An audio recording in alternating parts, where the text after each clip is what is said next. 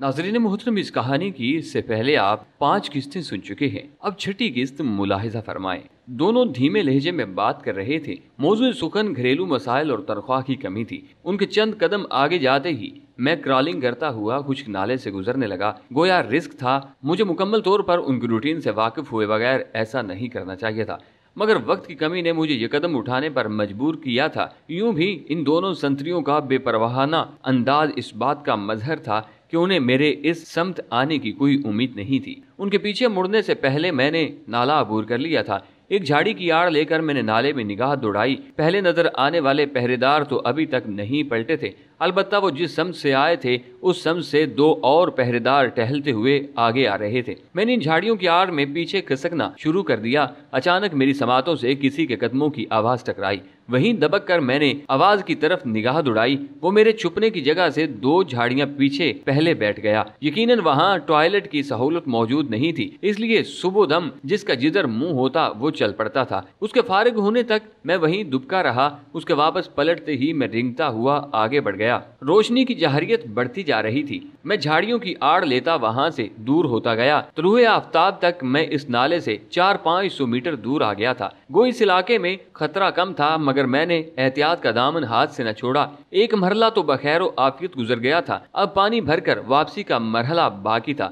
वापसी के लिए मुझे लाजमन रात का इंतजार करना पड़ता। मुझे उस्ताद सादिक का ख्याल आया। मैंने सोचा उस्ताद सादिक को आज का दिन भी प्यासा गुजारना पड़ेगा। अब मैं झुके झुके अंदाज में चल रहा था। नाले से चश्मे का फासला करीबन 3 किलोमीटर था। मैं आधे किलोमीटर का फासला तय कर चुका था और अब गोया 2.5 किलोमीटर का फासला बाकी था। लेकिन ये तमाम रास्ता मुसलसल चढ़ाई पर मुश्तमिल था, इसलिए कुदरती तौर पर मेरी रफ्तार सुस्त रही। मैं मजीद 100 मीटर आगे गया हूँगा कि अचानक मेरे कानों में तेज फायरिंग की आवाज गूंजी। मैं चौंक कर पलटा और एक उभरी हुई चट्टान की आड़ में पीछे की जानिब नजरें दौड़ाने लगा। शायद मैं देख लिया गया हूँ। मेरे जहन में सबसे पहले यही सोच उभरी, मगर फिर मैंने नफी में सर हिलाकर इस सोच को दूर झटका। अगर मैं नजर आ गया होता तो गोलियों का रुख मेरी जानिब होना चाहिए था। मैंने दूरबीन आंखों से लगाकर मंजर को मजीद करीब किया और यह देखकर मेरा खून खुश्क होने लगा कि घेरे में मौजूद तमाम आदमी अपने अपने हथियार सौंपते जंगल के अंदर की तरफ भागे जा रहे थे।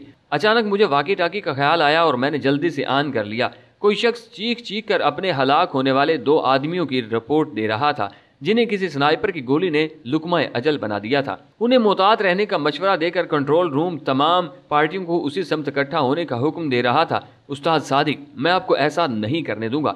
मैंने खुद कलामी करते हुए अपनी राइफल कंधे से उतारकर हाथ में थामी और टेलीस्कोप साइट को उतारकर निशाना लेने लगा। दुश्मन की नाले के इतराफ में मौजूद स्पा मेरी रेंज में थी। एक बंदे के सर का निशाना लेकर मैंने बगैर किसी झिझक के ट्रैगर प्रेस कर दिया था। ट्रंच की आवाज ने मुझे बुखला दिया था। मैंने जल्दी से राइफल काक की, लेकिन मैगजीन खाली था और मुझ पर यह इंकशाफ हुआ कि ये राइफल मेरी नहीं है। मैंने जल्दी से स्मॉल पैक पीठ से उतारा और इसमें मौजूद फालतू राउंड निकालने के लिए अपना हाथ दाखिल किया, मगर मेरा हाथ नामुराद बाहर आया। उस्ताद सादिक ने स्टाइल स्नाइपर राइफल की तमाम गोलियां निकाल ली थी और उनकी जगह अपना पिस्टल उसने मेरे झोले में रख छोड़ा था। उसने सोचे समझे मंसूबे के तहत मुझे पानी लेने भेजा था, वरना कोई स्नाइपर पानी के लिए इतना बड़ा खतरा मोल नहीं लिया करता। वहाँ सब्जे की बहुतायत थी। हम आसानी से वो सब्जा खाकर पानी और खाने की जरूरियात से बेफिक्र हो सकते थे, लेकिन वो जानता था कि हम ज्यादा देर इस दरख्त पर छुपे नहीं रह सकते थे और फिर अपने जख्मी पाँव के साथ उसका सफर करना मुश्किल नहीं बल्कि नामुमकिन था।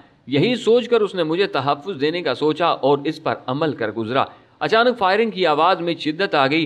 दुश्मनों को हदफ मिल गया था। दरख्तों की टहनियां सिर्फ नजरी आड़ मुहैया कर सकती हैं, गोली रोकने की अहलियत नहीं रखती।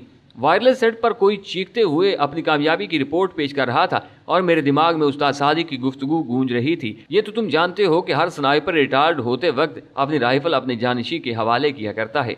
उसने सुबह मेरे दरख्त से उतरते ही मेरी राइफल की जगह अपनी राइफल रख दी थी और मेरे स्मॉल पैक से स्टाइल स्नाइपर के तमाम राउंड भी निकाल लिए थे, ताकि मैं जोश में आकर दुश्मन पर फायर करना न शुरू कर दूं। अलबत्ता अपने उस्ताद हाशिम की तरह अपना पिस्तौल अपने जानिशी के हवाले करना उसे नहीं भूला था। धोखेबाज उस्ताद का धोखेबाज शागिर्द। मैं खुद कलामी के अंदाज में बुड़बुड़ाया और मेरी आंखें भीगती चली गईं। मैं काफी देर वहीं लेटा दुश्मन की चहल पहल देखता रहा। उस्ताद सादिक की शहादत के बाद वो कुछ बेफिक्र से हो गए थे। उनकी बातें सुनकर पता चला था कि उस्ताद सादिक को शहीद करने वाले उनकी कमांड प्लाटून के जवान थे, लेकिन इससे पहले उनके 5 आदमियों को उस्ताद सादिक निशाना बनाने में कामयाब रहा था, जिसमें से 4 आदमी हलाक हो चुके थे, जबकि गोली 5वें आदमी के सर से रगड़ खाती हुई निकल गई थी। मजीद कुछ देर वहीं पड़ा रहने के बाद मैं दोबारा चल पड़ा। अगर उस्ताद सादिक ने मेरे पास स्नाइपर राइफल की गोलियां रहने दी होती तो शायद मैं कई को निशाना बना चुका होता, मगर अब पिस्टल से तो स्नाइपिंग नहीं की जा सकती थी। गो उस तरह मेरे जिंदा बच जाने के इम्कानात 0% भी ना रहते, मगर जज्बाती कैफियत में मुब्तला होने के बाद फायदे नुकसान का होश किसको रहता है। चश्मे तक मैं बगैर किसी मुठभेड़ हुए पहुंच गया था। खूब सैर होकर पानी पीने के बाद मैंने दोनों वाटर बोतलें भर कर स्मॉल पैक में रख लीं और फिर वहां से फरलांग भर के फासले पर मौजूद झाड़ियों के एक झुंड की तरफ बढ़ गया। मेरा इरादा वहीं रात गुजारने का था, क्योंकि आज के दिन हमारी तलाश में सरगर्दा ट्रोप्स ने वापस अपनी अपनी जगह पर पहुंचना था। उनकी नकलो हरकत के दौरान मेरा एक जगह रुके रहना बेहतर था, क्योंकि किसी भी पार्टी से इत्तफाकन मुठभेड़ एक नया महाज खोल देती। झाड़ियां काफी घनी थी, वहां से चश्मे की जगह साफ नजर आ रही थी। दिन ढलने को था जब चश्मे पर चंद आदमी पानी भरते दिखाई दिए। वो आपस में हंसी मजाक कर रहे थे। एक सख्त इब्तला के बाद उन्हें ज़हनी सुकून हासिल हुआ था और उन्होंने एक खतरनाक दुश्मन से खुलासी पाई थी। ऐसा सफाक दुश्मन जिसने उनके दर्जन भर साथी हलाक कर दिए थे। मैं बस खाली नजरों से उन्हें चहले करते देखता रहा। चश्मे के पानी से हाथ मुंह धोने के बाद वो एक मर्तबा फिर अपने रास्ते हो लिए थे। सैर होकर पानी पीने के बाद मेरी भूख भी उबर आई थी। मैं पैक से बिस्किट निकाल कर खाने लगा। उस्ताद सादिक ने अपनी खुराक भी मेरे पैक में डाल दी थी। अपने मुकद्दर का रिस्क मेरे हवाले करते हुए उसे जर्रा भर भी झिझक महसूस नहीं हुई थी। उसने मरने का फैसला कर लिया था, मगर अपनी आखिरी गुफ्तगू में उसने कोई ऐसा इशारा नहीं दिया था कि मुझे उसके इरादे की बाबत मालूम होता। यकीनन ये फैसला उसने बहुत पहले कर लिया था। उस वक्त जब मैंने उसकी बात मानने के बजाय उसके साथ रहने का फैसला किया था। अपने उस्ताद हाशिम की कहानी सुनाने का मकसद मुझे अपनी मौत के लिए ज़हनी तौर पर तैयार करना था।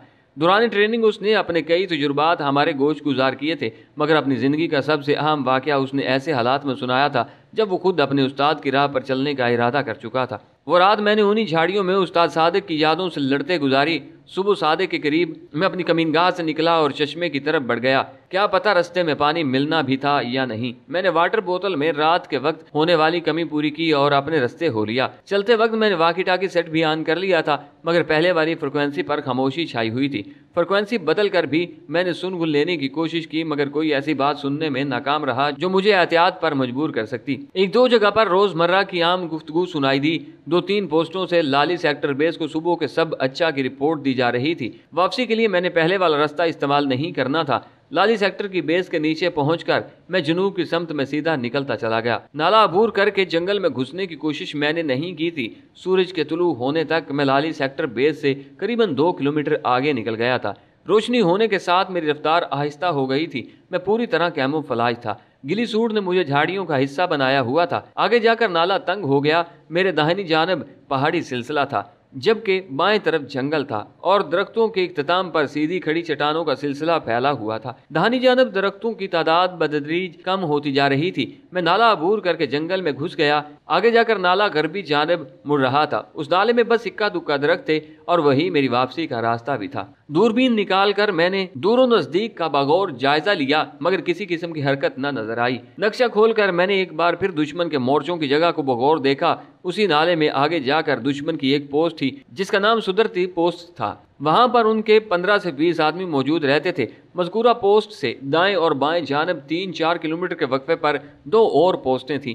वहां भी उनकी नफरी 10 का हिंसा अबूर कर जाती थी। मुझे सदरती पोस्ट से दाएं जानब का रास्ता इख्तियार करना था और गुजर पोस्ट के करीब से फिर गरबी समत मुड़कर दुश्मन की आखिरी पोस्ट लेफ्ट तरकियां की जिम्मेदारी के इलाके से गुजर कर मेरे सामने पाकिस्तान की पहली पोस्ट रिंग कंटोर आ जाना थी। हमने आते वक्त दूसरा रास्ता इख्तियार किया था। इस वक्त हमें बॉर्डर पार करवाने के लिए एक राहबर भी आया था, जो हमारे बॉर्डर पार करते ही वापस चला गया था। अब वापसी के सफर में मैं अकेला था और अपना रास्ता मुझे खुद ढूंढना था। नक्शा वापस संभाल पैक में रख कर मैं अल्लाह पाक का बबरकत नाम लेकर गरबी नाले में घुस गया। गो वहाँ छिदरे छिदरे दरख्त थे, मगर रास्ते में बड़े बड़े पत्थर भी कसीरुल तादाद में मौजूद थे जो छुपने में मदद दे सकते थे। मैं रुके बगैर चलता रहा। अलबत्ता सदरती पोस्ट के इलाके को मैं रात के अंधेरे में अबूर कर सकता था। पोस्ट से किलोमीटर भर पहले एक मुनासिब मकाम पर रुक कर मैं रात का इंतजार करने लगा। आने वाली रात को चूंकि मुझे बकिया तमाम रास्ता तय करना था, इसलिए खा पी कर मैं आराम के घर से लेट गया। वो जगह ऐसी थी कि मेरे देखे जाने का खतरा न होने के बराबर था।